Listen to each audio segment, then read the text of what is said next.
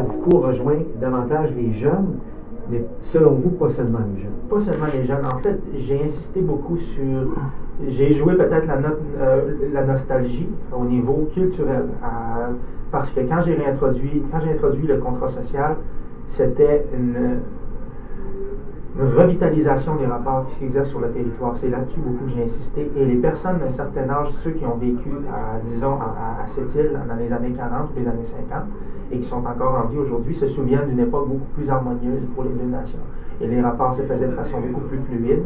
Et qu'un jeune en soit conscient et qu'il vienne remettre ça au goût du jour et qui pose cet essentiel-là, c'est-à-dire qu'il faut tout simplement que ces rapports-là soient revitalisés, qu'on revienne à une discussion. Moi, je suis issu d'une culture foncièrement orale. Mon père était nous.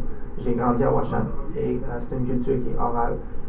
Et c'est le contact humain qui est privilégié. C'est là-dessus qu'on doit tabler pour bonifier les rapports. Lorsqu'on parle toujours d'intervention dans les communautés autochtones, si j'écoute mes adversaires, c'est interventionniste, c'est direct et on va aller injecter des fonds et créer des emplois, construire des maisons et vous brosser les dents. Mais en bout de ligne, c'est de plus que ça que ma communauté a besoin. C'est les rapports sociaux, c'est le tissu social qui est en jeu par chez moi.